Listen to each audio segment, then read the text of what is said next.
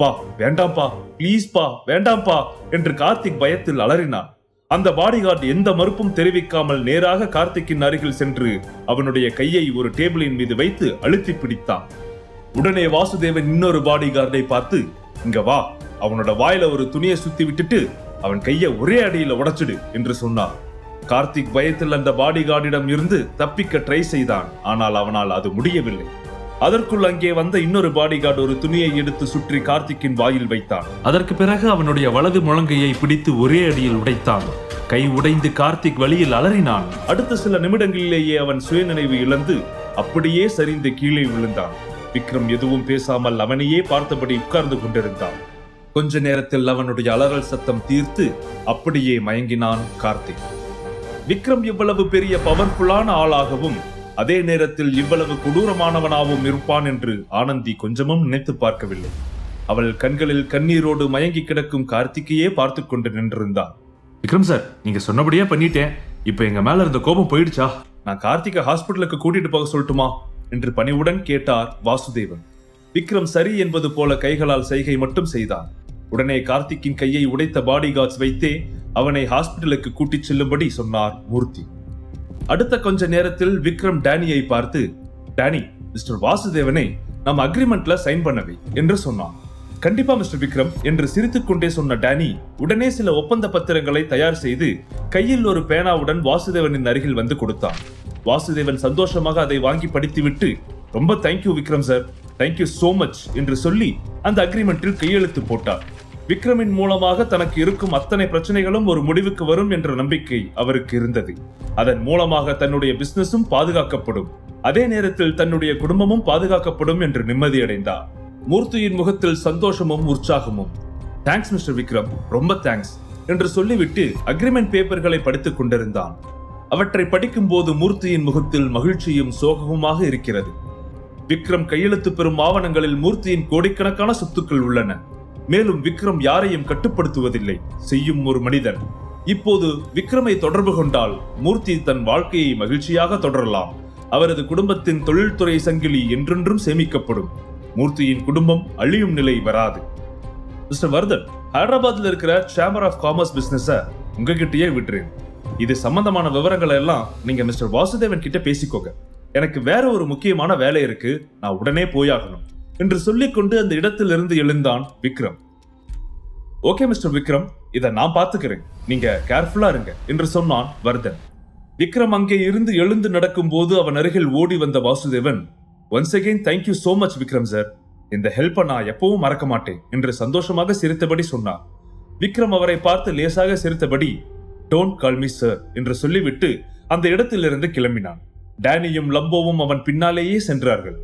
விக்ரம் அந்த இடத்திலிருந்து கிளம்பும் அந்த நொடி வரைக்கும் வாசுதேவன் நரகத்தின் வாசலுக்கு சென்றுவிட்டு திரும்பி வந்ததை போல உணர்ந்து ஒரு ஆழ்ந்த பெருமூச்சை விட்டார். வர்தன் மெதுவாக அவர் அருகில் வந்து, நல்ல வேலை நீங்க உங்க பையனோட கையை உடைச்சிங்க, முடியாதுன்னு சொல்லியிருந்தா நீங்க ஹைதராபாத்திலேயே இருந்திருக்க முடியாது, தப்பிச்சிட்டீங்க என்று சொல்லி சிரித்து விட்டு அந்த இடத்திலிருந்து கிளம்பி சென்றார். வாசுதேவன் தன் வாழ்நாளில் இப்படி ஒரு ஆளை இதற்கு முன்பு பார்த்ததே இல்லை. வர்தன் ஏற்கனவே சொன்னது போல நிரஞ்சனை விடவும் 10 மடங்கு பயங்கரமான ஆளாக இருந்தான் விக்ரம். நிரஞ்சனின் டார்ச்சரையே தாங்க முடியாத வாசுதேவன் தன் மகனுக்காக விக்ரமையும் எதிர்த்து இருந்தால் என்ன ஆகியிருக்கும் என்று யோசித்து பார்க்கும்போது அவருடைய இதயம் இன்னும் வேகமாக துடிக்க ஆரம்பித்தது. எந்த மனிதனையும் குறைத்து மதிப்பிடக் கூடாது, அப்படி மதிப்பிட்டால் பின்னாளில் அதிகமாக கஷ்டப்பட வேண்டியிருக்கும் என்று நினைத்தார் வாசுதேவன். அவர்கள் எல்லோரும் அங்கே இருந்து சென்றதும் ஆனந்தி கலங்கிய கண்களோடு அங்கே வந்து, அப்பா, கார்த்திகை நீங்க அப்படி பண்ணுவீங்கன்னு நான் கொஞ்சம் கூட எதிர்பார்க்கல. உங்க பையனை விட அவன்தான் உங்களுக்கு முக்கியமா போயிட்டானா என்று கோபமும் அழுகையும் கலந்து கத்தினாள். உடனே வாசுதேவன் பதட்டமாக சுற்றிலும் பார்த்துவிட்டு, சத்தமா பேசாத ஆனந்தி, உன்னோட கஷ்டம் எல்லாமே எனக்கு புரியுது. அவன் கையை உடைக்கும் போது உன்னை விட எனக்கு தான் அதிகமா வலிச்சுது. என்ன பண்றது, நாளைக்கு நம்மளோட குடும்பம் சந்தோஷமா இருக்கணும்னா அதை பண்ணித்தான் ஆகணும், இல்லனா அவன் மொத்தமா நம்ம எல்லோரையுமே கொன்னுடுவான். இந்த விஷயத்துல நீ ரொம்ப அதிர்ஷ்டசாலி, அவன் உன்னை பத்தி எதுவும் சொல்லல என்று மெதுவாக சொன்னார் வாசுதேவன். ஆனந்தி தன் கையை உடைப்பது போல நினைத்து பார்த்தால் உடனே அவளது கைகள் பயத்தில் நடுங்க ஆரம்பித்து விட்டது. விக்ரமை பற்றி குறைத்து மதிப்பிட்டு விட்டோம் என்று அப்போதுதான் அவளுக்கு புரிந்தது. அதே நேரத்தில் ஹைதராபாத் விமான நிலையத்தில் ஒரு தனியார் விமானம் வந்து தரையிறங்கியது. வெள்ளை நிற ஆடை அணிந்திருந்த சுபாஷ் தனது பாடிகார்ட்ஸுடன் விமானத்தில் இருந்து இறங்கி அங்கே அவனுக்காக ஆடம்பரமான கார்களுடன் காத்து கொண்டிருந்தார் ஹைதராபாத்தை சேர்ந்த நடராஜன். சுபாஷ் காரின் அருகே வந்ததும், ஹலோ மிஸ்டர் சுபாஷ், வெல்கம் டு ஹைதராபாத் என்று நடராஜன் அவனை பணிவுடன் வரவேற்றார்.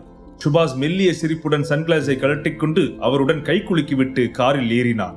அவனது பார்வை வாளை விடவும் கூர்மையாக இருந்தது. கார் அங்கிருந்து புறப்பட்டது. மிஸ்டர் நடராஜ், விக்ரமை பத்தி டீட்டெயில்ஸ் கலெக்ட் பண்ண சொல்லியிருந்தேனே, அது இப்போ எந்த அளவுக்கு இருக்கு என்று மிகவும் கேஷுவலாக கேட்டான் சுபாஷ். என்னோட ஆளுங்க அனுப்பி அப்பப்ப விக்ரம ஃபாலோ பண்ண சொல்லிட்டு தான் இருக்கேன். அவங்களும் சில முக்கியமான விஷயங்களை கண்டுபிடிச்சிருக்காங்க என்று சொன்னார் நடராஜன். என்ன விஷயம் அது என்று சுபாஷ் கொஞ்சம் தீவிரமாக கேட்டான். விக்ரம் இங்க ஹைதராபாத்ல என்ன பண்ணினாலும் அது நிரஞ்சனுக்கு குறிவைக்கிற மாதிரி தான் இருக்கு. அது மட்டும் இல்லாம இந்த 2 நாளா விக்ரம் இங்க பார்மசூட்டிக்கல் கம்பெனி வச்சிருக்கிற வர்தன் கூட தான் இருக்கான். 2 பேருமே பிசினஸ் ரிலேட்டடா நிரஞ்சன் கூட பெரிய சண்டையில இருக்காங்க. ஒருவேளை நிரஞ்சன் அழிக்கிறத பத்தி தான் பேசிக்கிட்டு இருப்பாங்கன்னு நினைக்கிறேன். ஆனா நிரஞ்சனை பத்தி இதுவரைக்கும் எந்த தகவலும் இல்ல. அவரு வெளியில வந்தே ரொம்ப நாள் ஆகிடுச்சு என்று சொன்னார் நடராஜன். அதே நேரத்தில் அதற்கெல்லாம் சுபாஷ் என்ன பதில் சொல்ல போகிறான் என்பது போல அவருடைய கண்கள் அவனையே பார்த்து கொண்டிருந்தது.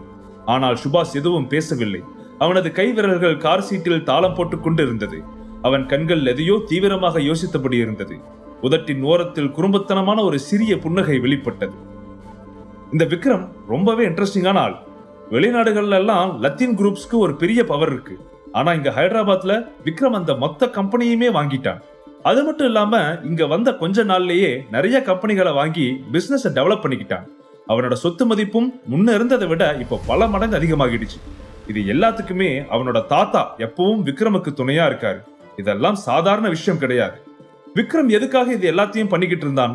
அவனோட மோட்டிவ் என்ன என்று சுபாஷ் அவனை பற்றி தீவிரமாக யோசித்துக் கொண்டிருந்தான். அவருடைய கார் ஹைதராபாத் சிட்டிக்குள் வேகமாக சென்று கொண்டிருந்தது. விறுவிறுப்பான அடுத்தடுத்த எபிசோட்கள் இனி ஒவ்வொரு 2 நாட்களுக்கு ஒரு முறை. அடுத்த ட்விஸ்ட் என்னன்னு இப்பவே தெரிஞ்சுக்கணுமா? அப்போ லேட் பண்ணாம பாக்கெட் FM ஆப்பை டவுன்லோட் பண்ணி முழு கதையும் கேட்டு ரசிங்க.